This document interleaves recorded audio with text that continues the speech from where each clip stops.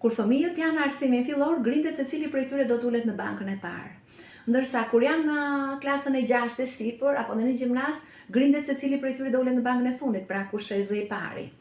Besoj se e kuptuat për çfarë do të flas sot, pra për vendosjen e fëmijëve nëpër banka. Zgjidhja më e mirë ideale do të ishte që fëmijët të uleshin nëpër grupe, në arsimin fillor. Ka shumë arsye për këtë gjë, sigurisht që ata janë më pranë njëri tjetrit, bashkëpunojnë, ndihmojnë, por problemi është se numri i nxënësve në raport me klasën është shumë i madh dhe ambienti i klasës duke qenë i vogël nuk na krijon komoditetin e duhur për të dyja palët, për fëmijët dhe për mësuesen. Prandaj ndodh shpesh që mësuesit i vendosin fëmijët të ulur nëpër kolona, pra njëri pas tjetrit, fëmia i bankës parë, 2, 3 e kështu me radhë. Zakonisht janë 3 kolona nëpër klasa. Dhe duke qenë 3 kolona, janë vetëm 3 banka të para. Po si do ta zgjidhim? Shumë fëmijë kërkojnë të ulen te banka e parë. Pas fëmijëve janë dhe prindrit, që duan akoma më tepër t'i ulin fëmijët e tyre në bankën e parë. Atëherë, zgjidhjet janë të ndryshme, mësues të ndryshëm veprojnë në mënyra të ndryshme.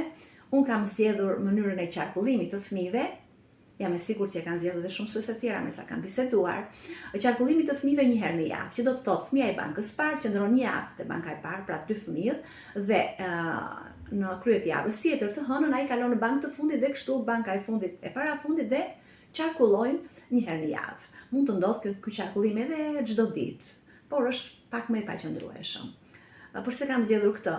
Sepse, si të thuash, edhe i kënaqë të gjithë fëmijët, por dhe vetë çdo fëmijë e shikon klasën, tabelën, mësuesen apo shokun nga pozicione të ndryshme. Si thua, nuk i mbetet merak dal të shkojë tek banka e parë ose tek banka e tretë, sepse atje ndihet më mirë. Duke i provuar të gjitha bankat, edhe ai ndihet më komod me shokët, ndihet më mirë me mësuesen, me tabelën dhe ndihet më i qetë në përgatitjen e vet.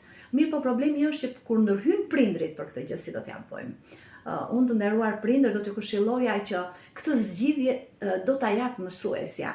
Ajo i shikon fëmijët në klasë, ajo i gjen zgjidhjet e duhura me këtë ulen ata me njëri tjetrin, sepse edhe ulja në bankë luan rolin e vet, ka fëmijë të cilët nuk shkojnë me njëri tjetrin ose si të thuash që kanë shumë të vështirë me njëri tjetrin, por gjendet një zgjidhje e ndërmjetme, pra që të jetë e pranueshme për të dy palët. Prandaj, duke ia lënë këtë gjë në dorë mësuesves, duhet të siguroheni që ajo është zgjidhja më e mirë për fëmijën tuaj.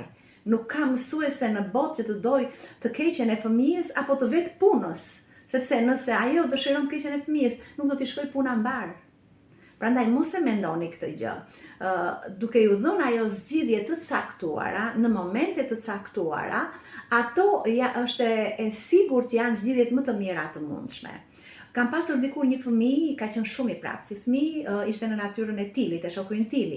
Dhe prindrit më këmbgulën shumë që të rinte në bankë të parë. Unë isha në fillimet e punës time dhe e mbajta cakon në bankë të parë, por po vija re se diçka nuk shkonte.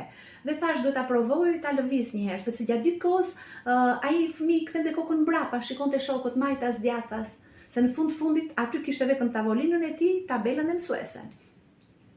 Atëherë mendova ta lëvizja dhe vura re ndryshim. Ai nuk kishte më pse të kthente kokën mbrapa se shokut i kishte gjithandej dhe shpesh pra nuk kishte më kuriozitet për ta, i shihte ndërkohë që filloi të merri më shumë me mësimin, më shumë me detyra dhe më dha rezultat.